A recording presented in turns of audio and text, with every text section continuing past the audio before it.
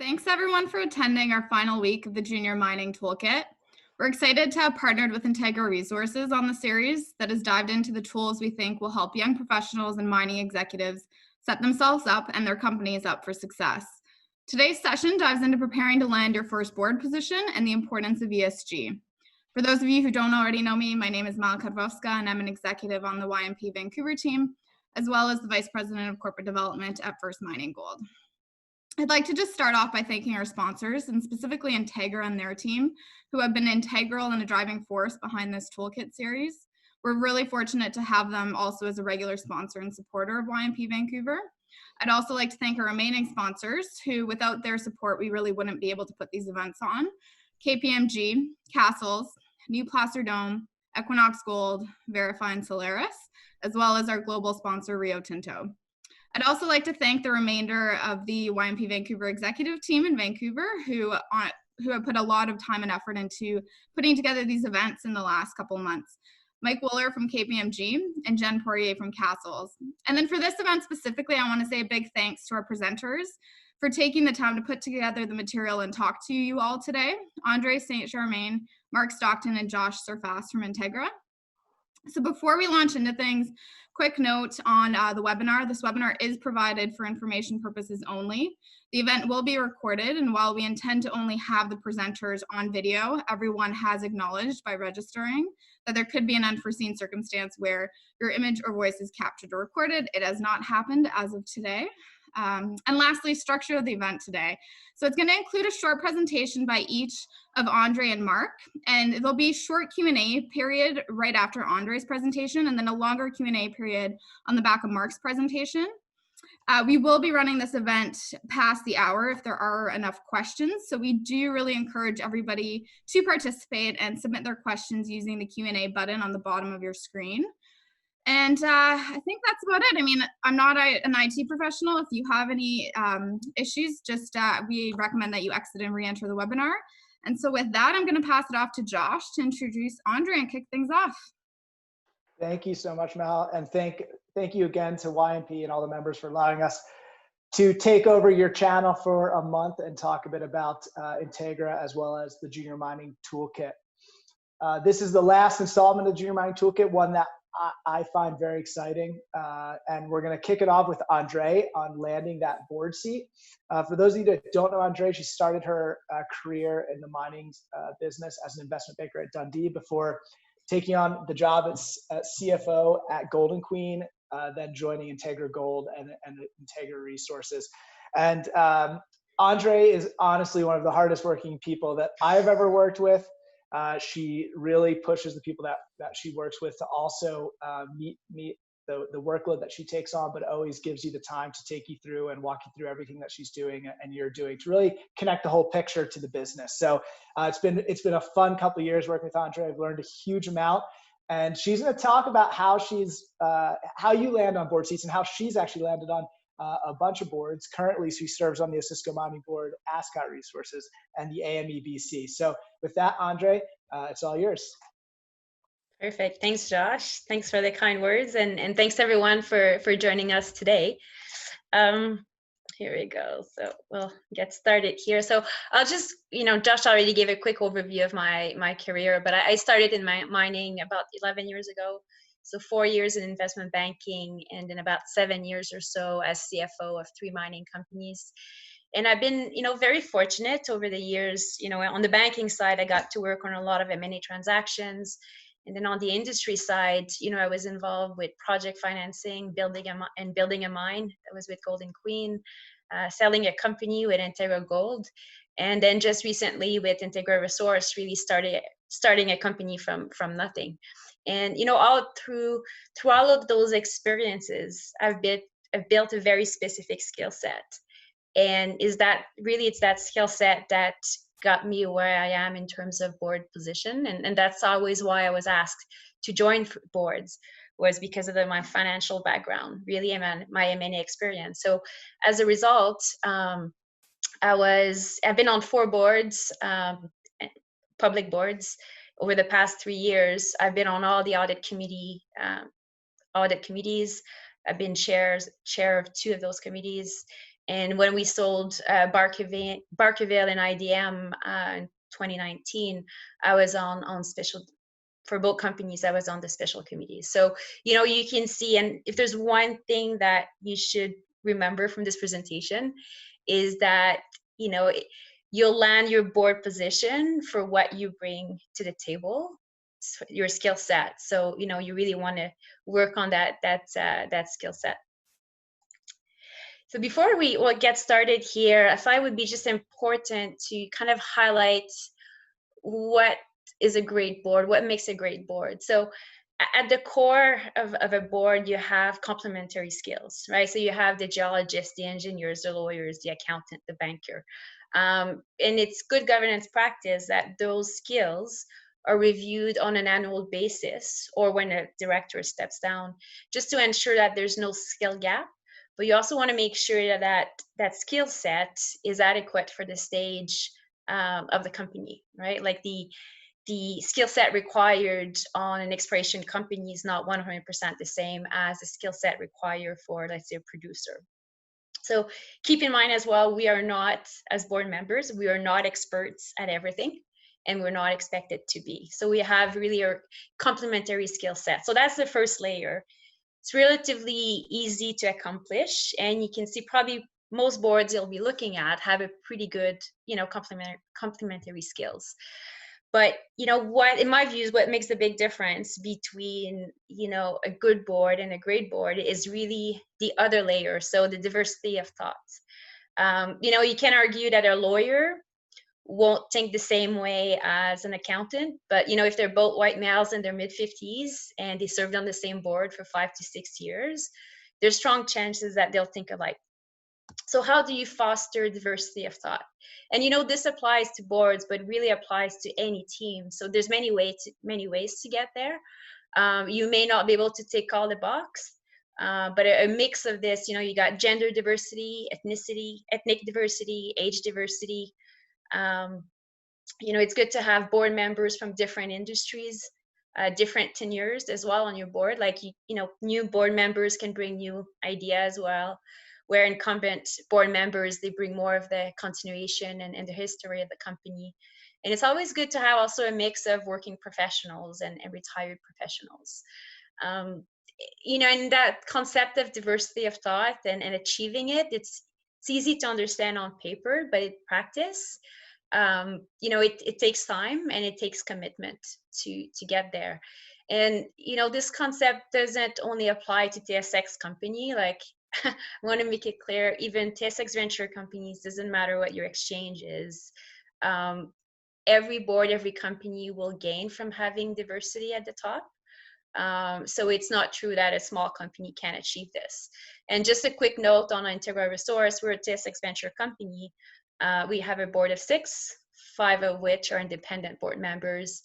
And, you know, we do have gender diversity, we have ethnic diversity, age, or directors range from 36 years old to, you know, mid-70s. So we have a pretty wide range when it comes to age. We have 2 directors from another industry, you know, mix of tenures and a mix. I mean, most of them are working professional, but I think we got 1 or 2 semi-retired. So it's not, you know, it's not perfect. No board is perfect, but, you know, over the years, I think we're just moving in the right direction, really to change the structure of the board. And, you know, keep in mind the top, you know, tone at the top. So a diverse and inclusive board will foster a corporate culture of diversity and inclusion. All right, so the ghost of Christmas past, what boards used to be, I mean, still look like that. You know, the picture speaks for itself. I think there's no point commenting on the ethnicity or the age or the gender. You know, in addition to what you can see here, I would probably say that they worked together in the past for one of the big producers. They probably are friends with the CEO, and they're probably on other boards together. So, you know, there's been a lot of inefficient or issues with, you know, boards in our industry. And I think we all know what those issues are, but thank God things are changing. slowly, but we're going in the right direction. And you know, in a way, thank you for institutional investors for being one of the big force behind that change. You know, there's a lot of empirical studies to support the fact that diverse board, you know, perform better. So that was one of the key reasons why institutional investors were behind that change. So what is the picture? What do board currently look like? So we hired a young woman this summer as an intern. Her name is Mia Watkins, and you have her picture at the bottom left. So just a special shout out to Mia, because she's the one who compiled all this data for me for this slide. And you know, most importantly, I think I just want to point out she's 19 years old, and her goal is to become a CFO, which is quite admirable. I don't think I even know what a CFO was when I was her age. So I think our industry in general, and just across all the industry, we need more young women like Mia to think big. So for all of those on the call today, you know, I would really take that as a good example. I think we don't want to be cut ourselves short. And if you want to go for an executive position, if you want to go for a board position, just go for it. So back to the study. So Mia looked at about 26 exploration and development companies in the mining space. So we took the data from Management and Full Circular and website. So, you know, there's a lot of numbers here, but if you look at the top row on the top left, that shows that 77%, so 3/4 of the boards actually have a woman on board, which is, you know, definitely we're going in the right direction. The top right chart, though, you see that of those 180 or so directors, only 14% are women. So we have more and more boards with women, but usually it's only 1 or 2 women, and then you have, you know, 5 or 6 men. So there's definitely some improvement to be done on that front. And the bottom row, these charts, same numbers, but based on visible minority. So bottom left, only 1/3 of the boards had a visible minority on board. And of those 180 directors, only 6% were a visible minority. Just a small caveat here, you know, some companies do not provide pictures on their website or in their Management and Full Circular, so you can't always just go by names. So, you know, really, it's not perfect data, but we all get the picture. I think we're moving in the right direction. I'll point out that of all of these companies, actually only just over 50% had diversity policies in place. All right, and the spirit of Christmas yet to come. So that's the board of the future, and that's where you come in. You know, many young professionals don't consider board position while they're still early in their career.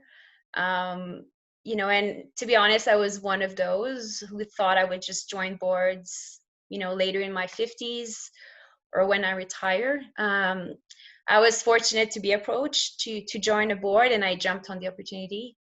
But, you know, looking back, definitely I would encourage everyone, even if you're in your late 30s and your 40s, just don't wait to join on a board. Don't sit back.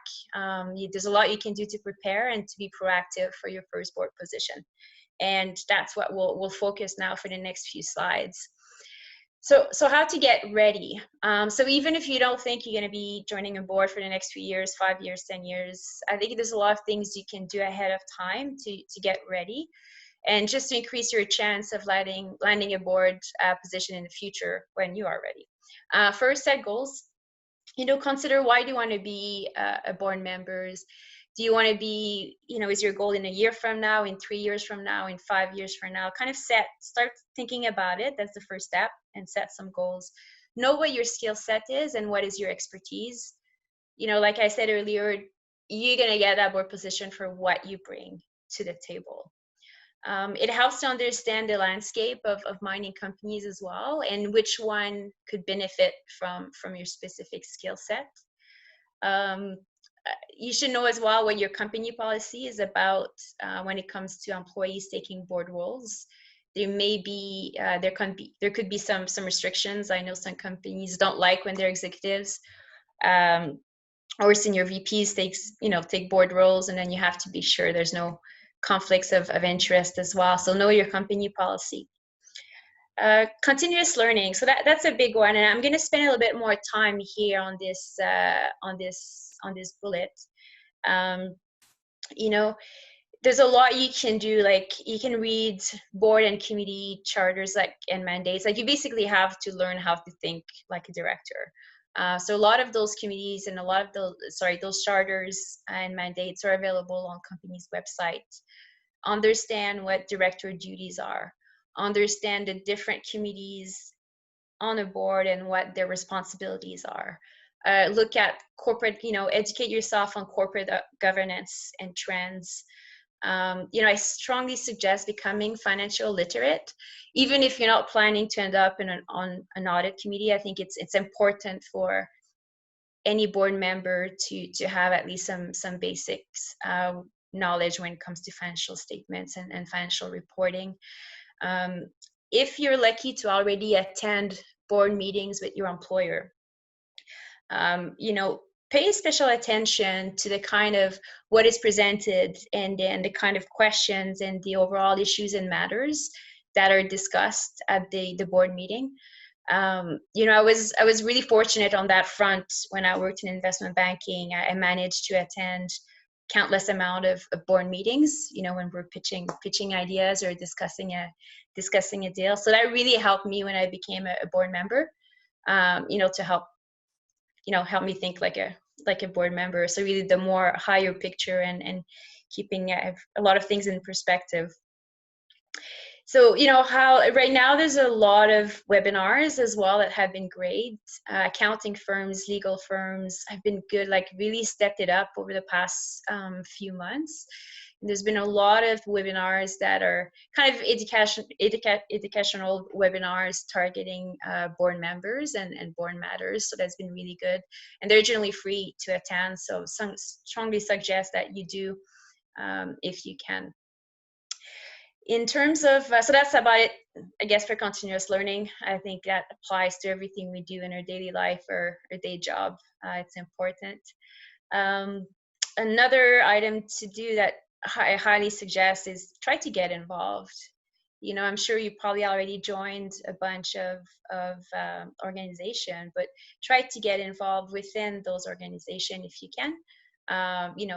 By being part of a committee, you could consider joining nonprofit boards, or like I said, boards or committees of organizations such as, YMP or AMEBC. So for example, at AMEBC, we have a lot of different committees, and most people on those committees are not board members. They're just general professional from the industry, and they join on a voluntary basis. So that really, brings a lot to AMEBC, and it brings a lot as well for those who are joining. Networking, I think that's, that applies to everything in life again. And, specifically when you network, talk to directors, talk to people that are directors and ask them about their experience as directors and try to get to learn from it. And when you're close to be ready, let's say you're kind of like a year away, or you're ready, or you're a year away to be ready, suggest looking at, there's a lot of prep, like board prep programs out there. I know that Women Get on Board organization has one, which is called Getting Board Ready. So that's an online program. The Chartered Governance Institute of Canada also has a director's program that gives you actually an accreditation. So suggest that you, once you do the basic ahead of time, and then wrap it up with a board prep program, I think at the end would be definitely helpful. And you have to build your brand, and it's your reputation. Let your reputation precede you. So that's really key. Here we go. And, whoops.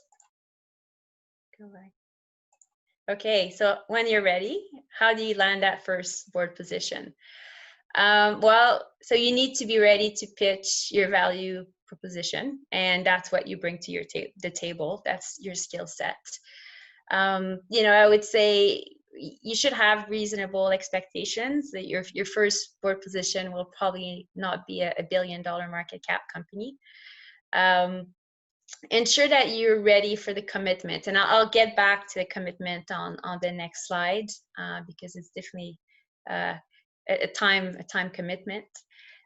Prepare a board resume so you can show your, which would be a bit different than if you want a career, or not how to say it, but just an employment resume. I would keep it a lot shorter, but show all the transferable skills if you want from your day job. And if you've done any extracurricular courses, for example, board prep or what's not, I would definitely highlight that. If you are on any board of nonprofits or a committee of organization, really show those, highlight that in that board resume. It doesn't need to be extremely long. Talk to other board members, again, just to get a sense of their experience. Obviously, you have to ensure that you have the support from your employer to join boards. And make it known to people around you, like in your network, that you're looking for board position. You could also consider registering with a headhunter. So to talk about it, it helps, because often you don't see a job position advertised somewhere for a board position. Really, it's really usually mouth to mouth. So make it known that you're looking for a board position. If you are asked to join a board, or you're kind of at the end and you got a few options, I would say really be selective and do your due diligence. I can't stress enough the importance of this.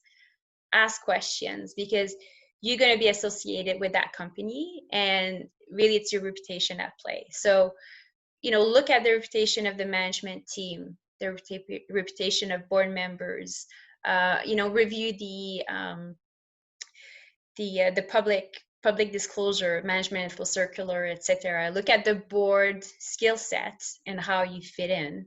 If you come in with a engineering background and they already have 2 or 3 engineers, or 2 engineers on the board, you may not be adding as much, right? So make sure that your skill set really adds to the board. Get a sense of the culture of the company. In the management info circular, you're going to see details on compensation practices, ESG, etc. Look at the board and management ownership as well. I'm a big believer in management ownership, especially in the junior space. And if you do have the chance, you can talk to the chairman or the chair of the nomination committee and get some, a bit more color on relationships, the relationship between the board and management, relationships within, between the board members, who are the key shareholders, how's the relationship with the shareholders. If you do have access, if that company is happy to share confidential information with you, have a look at the audit reports, to make sure there's no issues that were flagged by the auditors.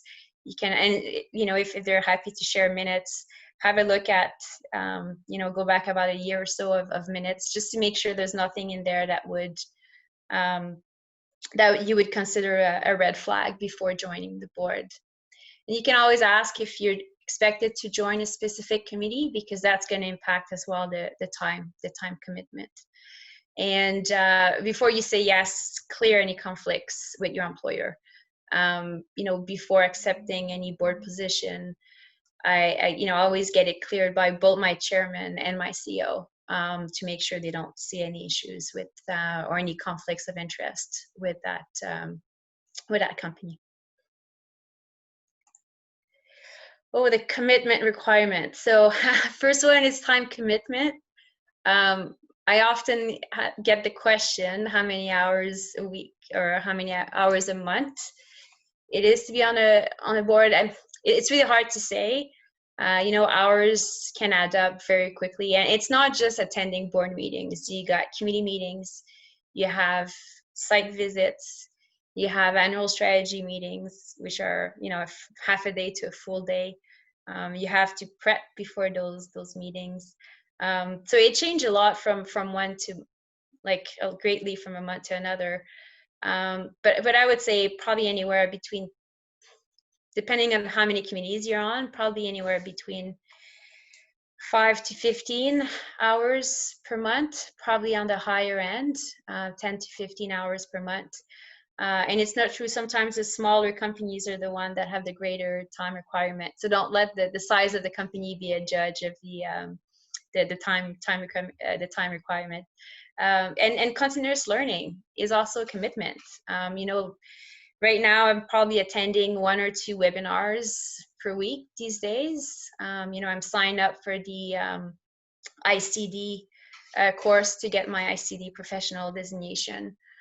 So you know, things add up, and you have to stay current. So that takes time as well. It's also, you know, being on a board is also a long-term commitment. You know, you obviously don't join a board just for a year. I would say 3 to 5 years would be a minimum. And that really highlights the importance of doing your due diligence. You know, you're in it for the long run. You're going to be associated with that board. So, and it's your reputation after all. So you want to be ready.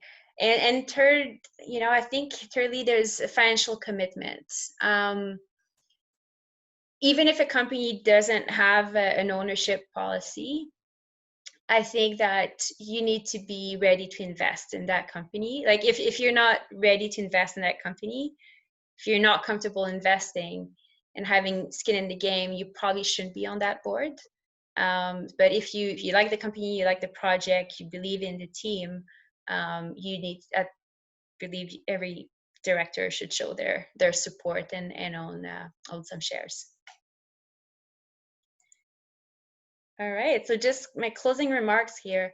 You know, yes, being on a board, you know, it's a big commitment, but it's totally worth it. I think it's a very rewarding experience. It will greatly enhance as well your professional career by increasing your network. It gives you the chance to have access to and work with other management team and other board members. You get to see other ways of doing things and really kind of enhance your critical thinking as well. So, you know, personally, I don't do it for the money. I do it because I love being involved with success stories. All the boards I've been involved with have been a great experience. And now with, you know, Cisco Mining and Ascot Resource, I mean, these 2 companies will have, you know, the 2 projects are mine. So they will be mine on the short term. So it's really exciting to be part of these stories. So a key takeaway, okay, there's a lot you can do now, even if you don't want to join a board right away. There's a lot. Start preparing early. You know, even if you're you need to know what you're bringing to the table. Work on that skill set. Do your due diligence, choose company wisely, right? It's think of your reputation and the long-term commitment of what being on a board means. Don't wait to be approached, so you can be there and be proactive. And, you know, there's going to be some good opportunities for sure in the next few years. There's definitely a big push and a great momentum right now for more, you know, gender, age, ethnic diversity. And, you know, in terms of skills, you know, as I was saying, the skill set is changing, evolving. And I think in the future, on the short term, we're going to see a lot more demand for HR specialists and ESG specialists as well on the board. And those skill set will become more and more in demand. So I think that's it for me. I trust this was helpful, and hopefully I inspired some of you to consider joining boards. Awesome. Thank you so much, Andree. That was fantastic. And, you know, for the sake of time, I'm just going to throw one question to you that we got, and then we'll move over to Mark. But, and you did talk a bit about this and going through disclosures and going through the presentation, but, you know, if you, not your top 3, but sort of the big 3 or 4 or 5 things that you look at when you're doing DD before you join a board, what would those be if you narrowed it down to kind of a few real key points? The management team, the board, and the asset. I think the same way when you were to pick for me like an investment decision, that would be the key thing, and the reputation of those people. I would ask around, you know, to colleagues what they think about that group, Yeah. Yeah. Yeah, I think that's good. I think actually what you said, where it's like you should, if you're not willing to invest in the company, would you want to be on the board? I think that was really, that really drove that home, which is super interesting. And just for sake of time, so we're at 4:30, or sorry, 4:30. Sorry, I'm in Denver, so 5:30. We'll switch into the ESG side. But if you do have any other questions, we'll come back at the end of this. So more questions for Andree, more questions for what you're about to hear from Mark. There are a few more that we will get back to with Andree in a little bit. But you know, it was a good transition too with the way Andree ended that, which is there's going to be a bigger focus on ESG within the industry.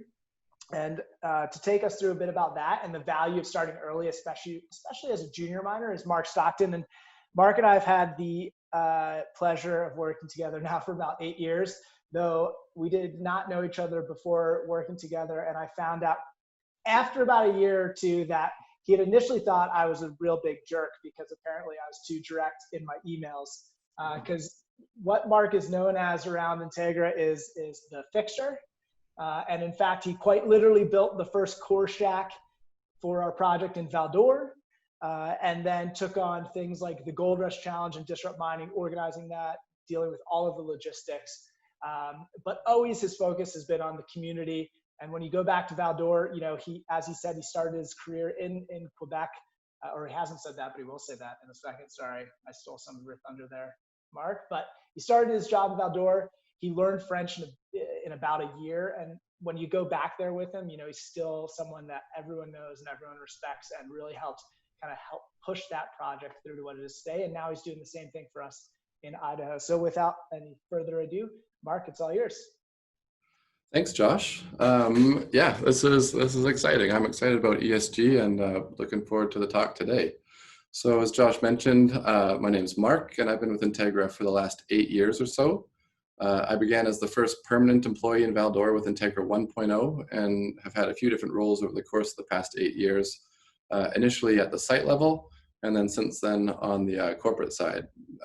And as mentioned, one of the things that I'm really passionate about is the people side of the business.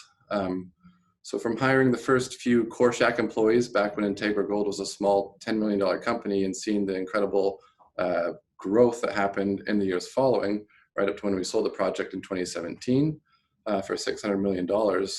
And returning last year, actually, a bunch of us got to go back and see the mine as it entered commercial production. So during that time span, from start to finish, I got to witness a lot of good happen for a lot of people. Employees, for neighbors, for schools and hospitals, definitely for our investors, and people in the industry. And that positive impact really fires me up. So Integra is a relatively young team, and not that ESG is more relative to young people, but it's a very quickly evolving part of the business. And I think it really is going to be an attractive part of the business for the younger generation entering mining in the workforce, as well as investing in the sector. So yeah, I hope you enjoy the presentation, and definitely feel free to reach out to me afterwards if you'd like to chat or have questions that you don't end up asking at the end. So I've got this rear view mirror here. It's a prompt for the first bit of the discussion, which is looking at what we as an industry have done in the past. Within the mining space, there's, from an outsider's perspective, definitely a bit of an image challenge that the industry has always faced and is facing currently. Some of it rightly so, but a lot of it, I think, is ill-informed, an ill-informed opinion which people have because we, the mining sector, don't really reach outside our bubble to try and change it. Mining companies just are terrible at leading the narrative as to why we and our products are so important. At the operations level, however, the idea of being a good neighbor, responsible operator, being a good part of the community, that's nothing new. The benefit of doing it well are well understood, and most companies have been on board with this idea for a while. Certainly miners operating in decent jurisdictions get why this is important. So when I began working in mining in 2013, the part of the business that focused on this type of stuff was called CSR, which is Corporate Social Responsibility. At the previous project, the Lamac project, it was set right within a town of 35,000 people, like right within it. The drillers for our company ordered Domino's Pizza to the drill site. So CSR was a big focus for the local management team, which I was a part of. We engaged stakeholders early, we're super transparent, and in the process of designing the mine plan, we listened to the concerns of people, and we adjusted the plan that we were designing to incorporate solutions to their concerns. And so when we progressed and began building the mine, a job which Eldorado finished for us, things went really very smoothly. And the mine currently is operating brilliantly. Somehow during the time span between when we sold Integra 1 and then launched Integra 2, as the core team of us were working on everything that goes into getting a company up and running, CSR somehow turned passé in that time. And I just thought, well, you know, CSR is now just called ESG, new name, same thing. But over the course of the last year, in particular, having dove headfirst into it, it's become really apparent that it's not just modern CSR. ESG is certainly rooted in the same values and provides some of the same benefits to a company, but it really is quite an advanced evolution that's taking place as ESG becomes more mainstream. It's investor facing. So CSR was about doing right, about being a good employer, a good neighbor, but it's really a good operator, a good steward of the environment. And ESG is all those things, but it is measured. CSR was a soft skill, a nuanced side of the business. ESG, on the other hand, measures these parts of the business and allows you to arrive at a precise assessment of a company's performance on what traditionally was open to all sorts of interpretation. And as this YMP series is the junior miners toolkit, I think it's fair to say, give a junior miner room to openly interpret, and you get some pretty inflated results at times. Not always, but sometimes. So if you could picture a bank's analyst assessing the company you work for, they can quantify your resource model, they can quantify your projected throughput if you got a PEA, your IRR, your EV per ounce ratio. People investing love and need metrics. But when it came to CSR, it was just, you know, people would look around and say, it looks pretty good. There's no protests. We'll check the box. There was no accountability. And that's where ESG steps in. So what caused this evolution to happen, and why the big focus for so many companies and investors on ESG now? To be honest, the answer makes me pretty excited. I think for all people in the mining sector, old and young, it's awesome. I think some of the obvious reasons behind why now are things that you guys can guess. The world is much more connected. A social issue which would have been handled at the mine level is no longer a mine level issue. It goes on a blog and people hear about those issues all around the world in the blink of an eye. And from a risk management standpoint, which is a major part of a board of directors role, as Andree mentioned, so in the context of the modern world where social issues are scrutinized heavily, ESG and its role in risk management is an imperative part of the business, which has to be managed very closely. As well, investors are demanding more transparency within the industry, even perhaps more so during this pandemic. Our team has never had such close and frequent contact with our shareholder base. And I think that might be a trend that sticks. We'll see. In the previous bull market, a lot of people made a lot of money on good assets and good teams, but also a lot of people lost a lot of money on stories where they were misled. So investors, having learned from past experience where they got burned, that demand for transparency and the demand for a measurable quantitative assessment of a company's performance in regards to environmental, social, and governance issues has come into focus. It's becoming an investment criteria for people more and more, and I really do think it's going to be one of the defining differences between this industry in 10 years and the way that it is right now. If a company is not treating this type of risk management as a priority, it really should make you wonder what other things in the business they're skipping over. And I'm not going to steal too much of Josh's material from his talk on millennials a couple weeks ago, but this picture is a great one. It's what I jokingly think the older generation's perception of a millennial is, an unreasonably needy person who needs like a bead mag room and kombucha fountains and that sort of stuff in the workplace. And you know, the mining industry definitely is grappling with how to maintain its relevance and its attractiveness to young people. It's a challenge on the employment front, and it is, or soon will be, a challenge in the ability to source capital. And I think several years ago, you know, there's a lot of older people in this business, and when confronted with the mention of a younger millennial, it was possible to just go, millennials, and just wave them off. And to date in the mining business, it's been possible to survive based on the traditional business practices that the industry has used over the past long while. But the reality, and I think people are keying into this more and more, is that mining needs millennials. It's not a valid option, even remotely, to take this stance that you don't anymore. Everyone watching this talk understands the vital importance that mining plays in the world as we know it, but there's definitely a bunch of reckoning to do on the acceptance from the old guard of mining with regards to the particular values present in younger generations. So in this, due to this, mining can't afford to dismiss young people. And conversely, I think this part of the conversation is just as important. Young people outside of this sector need to internalize the reality that whatever future they envision, it requires mined materials, especially the green future that many young people idolize, but don't maybe understand what's involved with getting there. The middle ground is a place that miners and millennials can get to. The train of logic makes sense, and that's super important for the older generation to understand and not be fearful of. Mining can and should be accepted by young people. This is a conversation that I really love having. I grew up partly in a pretty progressive hippie-ish community and have definitely had some friends raise their eyebrows when we connect after many years and they hear I'm in mining. And I get where they come from. And it goes back to mining needing to tell its story better and to really rebrand what mining is today. And then for the old guard, understanding the opportunity that lies in the younger generation is key. For a while, it's been viewed as a threat, but really I think we miners have an opportunity to harness young people and get them on our side. And no matter what you think, it's totally essential in order for mining to remain a competitive industry. One of the opportunities I think that's sure to catch the eye of current leaders in mining is access to capital. This industry at times has had trouble attracting capital, and if you look at the pool of capital that young people represent, it's not at all insignificant, and it's only going to continue growing. We're in the middle of a $30 trillion intergenerational wealth transfer from baby boomers to their kids. And the reality is that those kids, people in their 20s and 30s who are currently in their prime earning years, and who one day might be inheriting a bunch of money, and those people think about their investment decisions differently.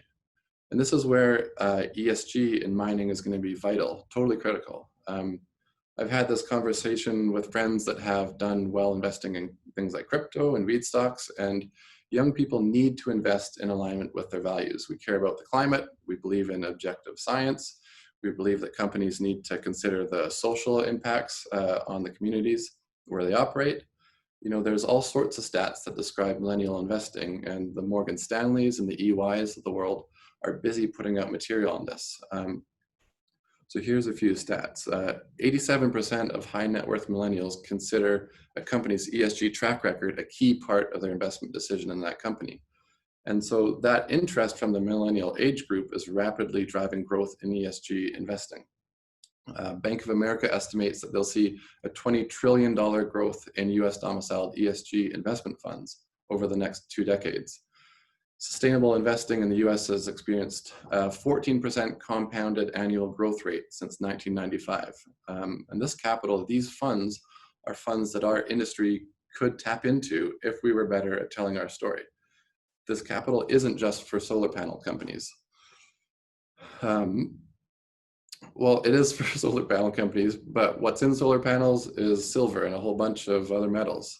So for mining, ESG is going to be the bridge that links our industry to the future, essentially. Mining is essential, and now within mining, ESG is becoming essential. So I'm not going to go too much into this slide, but it's important for us to understand that, as mentioned earlier, ESG differs from CSR and that it's measurable. Exactly how environmental, social, and governance factors are measured and reported is a rapidly evolving ecosystem. And to be honest, I don't personally think it's yet perfect, but it's moving in the right direction. I have the privilege currently of working with Palomi Sengupta. She is an MBA student from Schulich who is currently working with me for a summer internship in ESG. And when you look at what ESG is tasked with finding a way to quantify social things, vague things, it's a big ask. So what has been developed are these extensive frameworks that measure all of these different things. A company can pick a framework and then disclose in accordance with it, and then based on the company's disclosure, you get rated by one of the different rating agencies that exist. There's several webinars out there that go over this a lot more in depth than I'm going to today. And if you're interested in it, I definitely recommend watching some of them. It's pretty fascinating. So what we Integra have noticed is that a lot of the measurables of these frameworks are really aimed at the large cap mining companies. So like the Newmonts, the Techs of the world are doing really well adopting these things, and there's some incredible sustainability reports out there. But for junior companies, it's quite overwhelming, jumping into a whole new area of reporting. So what Palomi is doing is creating a first ever framework for Integra that is a bit of a Frankenstein of the different main frameworks that exist. And we will be creating a sustainability report that is relevant to a company our size. It's the first step that we're taking in this direction, and we're all pretty excited about it. So that's sort of a watch this space type thing for Integra. Hopefully it'll be out by the end of this year. So as companies like Integra begin to dive into everything ESG, we're going to have to make it worth our time and worth it for shareholders. One of the prompts I wrote here is tangible, and it's always been a driving thing for me when doing something that's not the norm in this industry. So like with the gold rush, which I headed up for Integra Gold, it was incredible marketing, but the only way we were going to move forward with it was if it had and created tangible value for the company, which there ended up being quite a bit of. So for the gold sector, a significant underlying factor, essentially the reason the gold sector exists is related to tangibility as well. Gold as a tangible asset, something that you can hold and has value associated to it.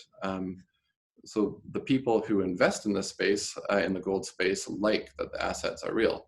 So given the mining sector's proclivity with this idea of tangibility, it's really important for ESG as it enters the mainstream and becomes more accepted.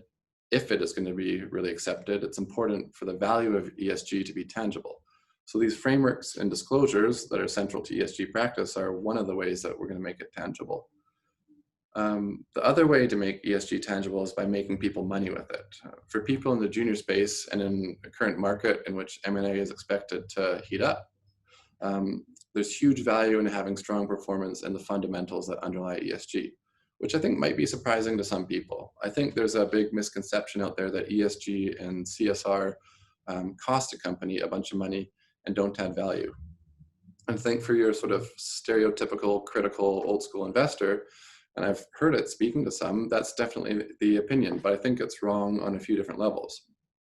For the critique of cost, you have to look no further than the current food bank challenge that Integra launched with AMEBC a few weeks ago. This was an idea that we had, and we pitched our team and then the team at AMEBC.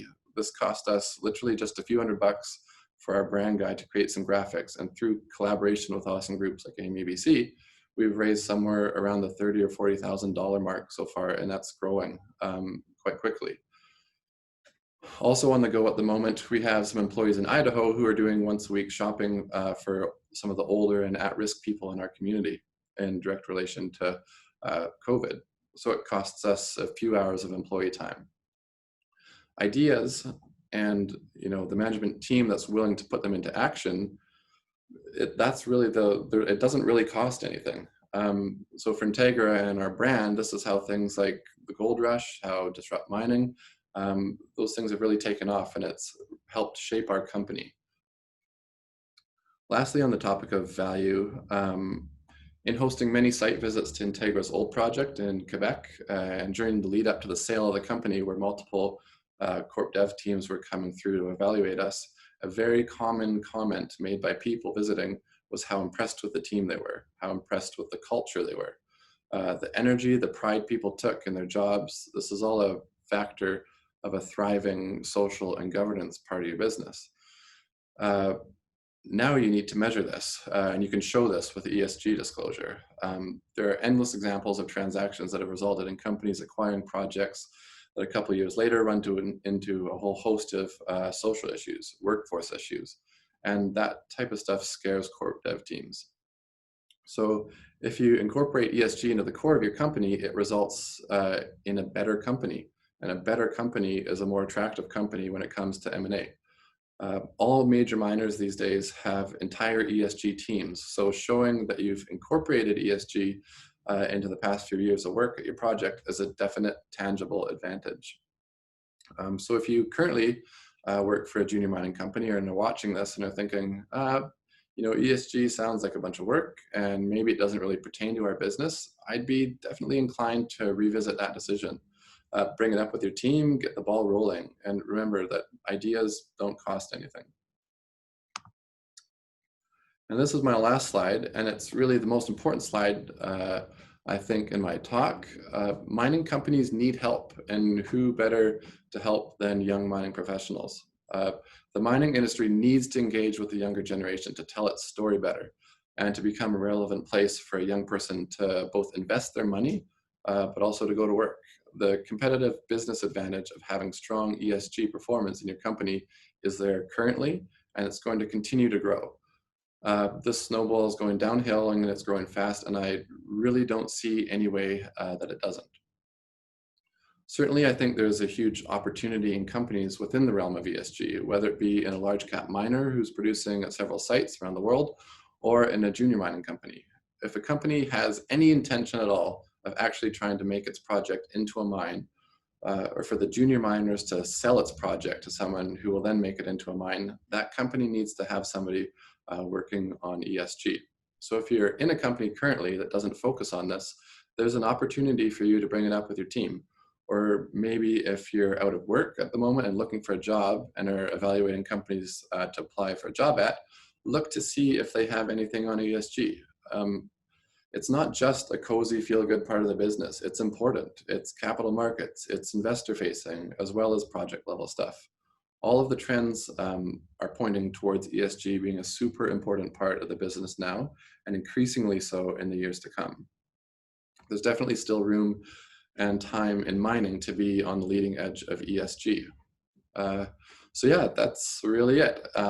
If it's not something you've ever considered, I hope this presentation spurs you to look into it a bit more. Thank you. Awesome, thank you, Mark, appreciate it.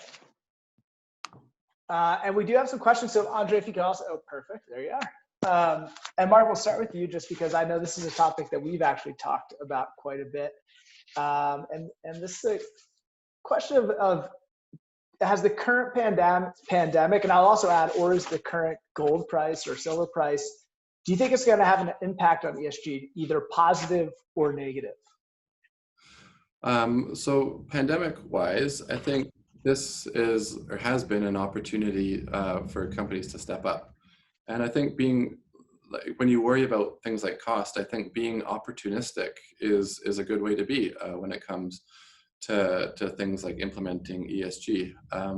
So we, see a great need in the community that arises out of something, and that's an opportunity for you to step up.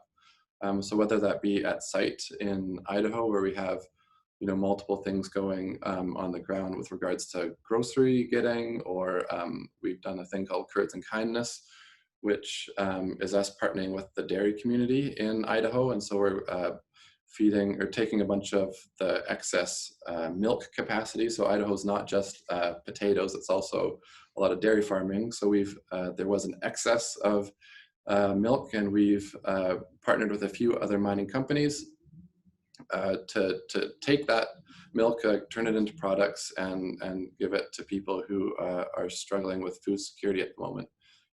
That also didn't take much money. So yeah, I think the current pandemic has shown, that the companies do have an ability to help in times like this. And also just with regards to health and safety and all those different things that definitely fall under the umbrella of ESG. This has been a bit of a stress test for companies. And I think mining really takes a lot of those things quite seriously and has done quite well. And just quickly, can you tell us a little bit more about the YMP BC Challenge? Because maybe not everyone on here knows about it. And I think that you can donate still today. Yeah, definitely. Donations are rolling in a few a day, which is great. So this was a thing put on by YMP BC. It's called the Food Bank Challenge, and it's for all of us in BC who have had the benefit of keeping a job essentially through all of this. I think we all have a duty to fulfill as citizens, to and luckily ones that have kept jobs to help out those who are facing tougher times at the moment, and there are quite a few people. So this was actually the first time that BC Food Banks ever had a group approach them that really wanted to target people in remote, rural, and Indigenous communities. So yeah, I thought that was pretty cool. And yeah, if you haven't donated yet, this is not just for companies. It's not, it's for individuals as well. So send it around your office. I think the links are in our social media and everywhere.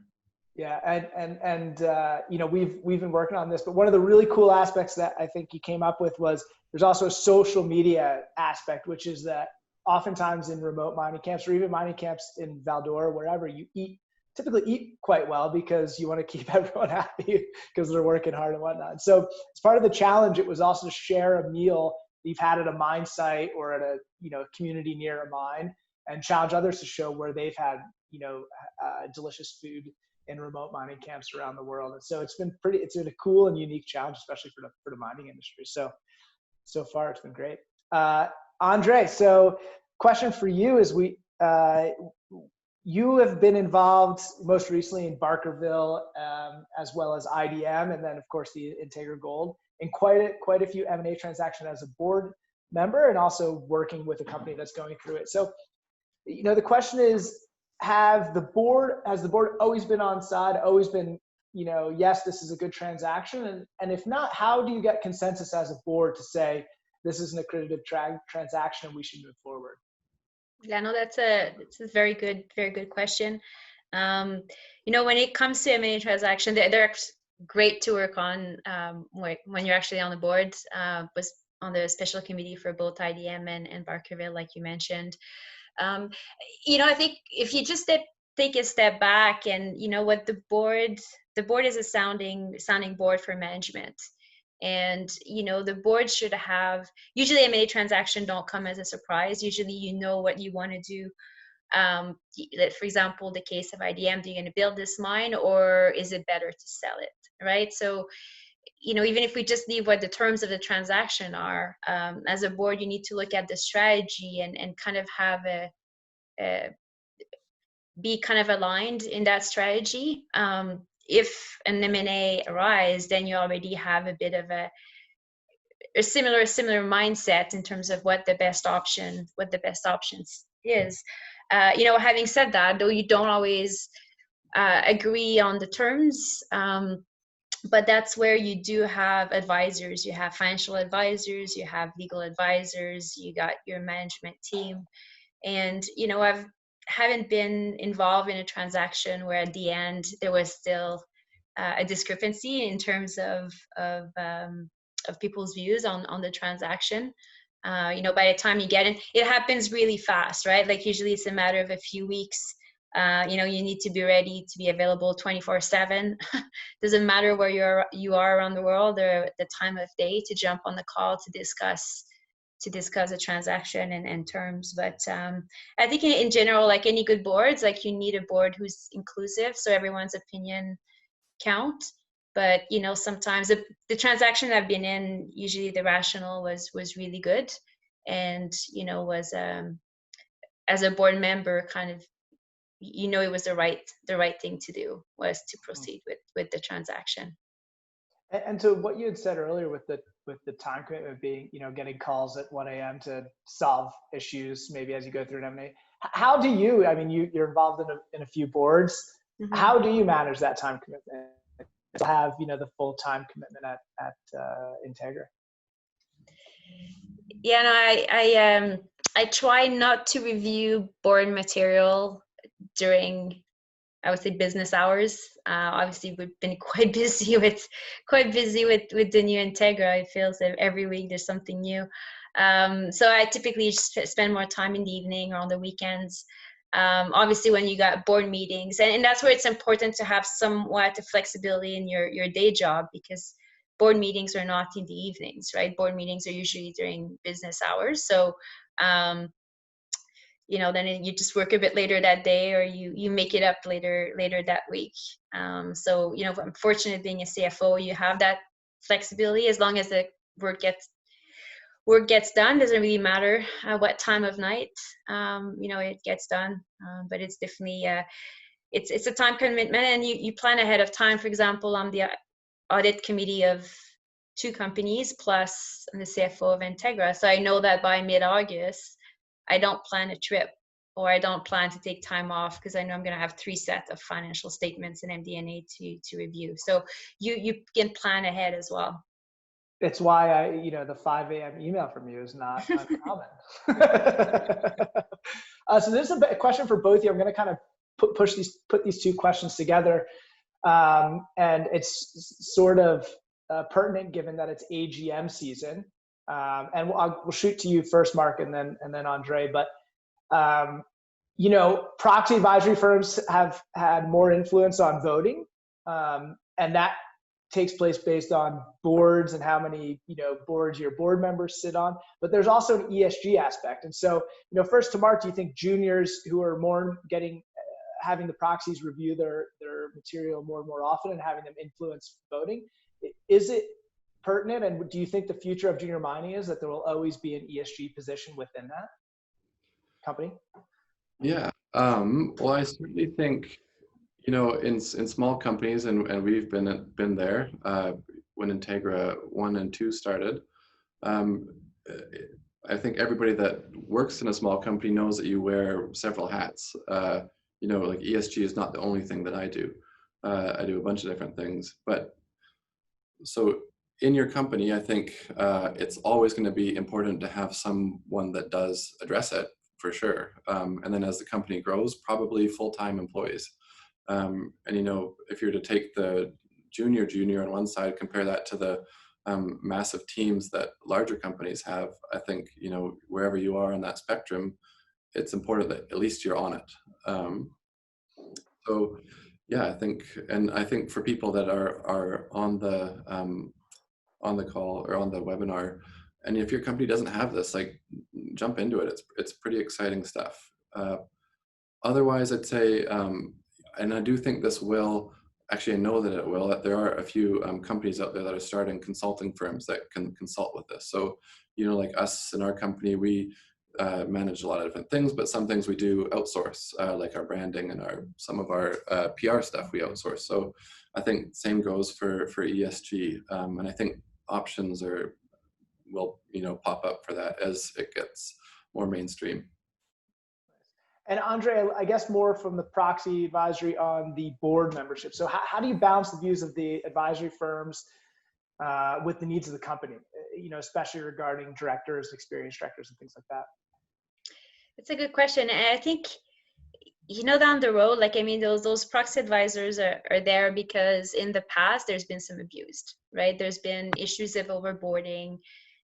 So they're there to reflect what institutional investors want to see. Obviously, sometimes they go kind of to an extreme, but fundamentally, they ask for it because it's good governance. And it doesn't matter if ISS or Glass Lewis or proxy advisor request it or not. I think as a company, as a board, you need to ask yourself, is this the right thing to do? It's not because we're TSX Venture and that we don't need to have a diversity policy that we should not have a diversity policy, right? You have to do what's right. And same thing for a board. Like, you don't want to have board members that are stretched and are just seat warmers because they're on too many boards, right? So I think it started by, you need to do the right thing. And hopefully if you do the right thing, it's kind of aligned as well with what the proxy advisors will be looking for. Perfect. And we're just 5 after 5 here. So as we've done with the past ones, if we could start with Andree, if you have some advice you could offer to young mining professionals that are looking to join boards, get involved in mining, what would you offer? Yeah, I guess similar to my closing remark, I would say, just don't do like I did and wait that you're just going to join a board when you retire. Actually, be proactive, prepare, talk to people, and start working on that skill set and what you'll be adding to the board. And yeah, I'm a big fan of ongoing learning. So really try to, I guess it comes down to the skill set, but really try to improve and enhance that skill set. Perfect. And Mark, from an ESG perspective, young mind professionals that are interested in that side of the business, what type of advice would you offer? Yeah, I'd say just really highlight the opportunity. I think this is, potentially where we're ahead of the curve at the moment, but I think certainly there's quite wide consensus that this is going to be a very large part of this business and a growing part. So, that's one of the reasons that I've highlighted it as something that I'm diving into and learning a lot about, because I think it's going to be more and more relevant for companies. So, yeah, just see it as an opportunity to get involved. Perfect. Well, thank you both so much for taking the time and putting together presentations and running through them. I know that this also is a time commitment, so much appreciated. And again, we cannot say enough about YMP Vancouver for letting us take over your channel, for letting us run the toolkit. It was an idea that we had months ago before we all knew we were going to be working from home in a different environment. And we sort of thought it would be a fun, take it on the road and present in person, but this was great. And thank you so much, Mal. I emailed you way too much over the last 4 weeks, and I appreciate that you're always available and ready and helpful. So thank you again, YMP, and yeah, have a good evening and a good rest of your week. Thanks.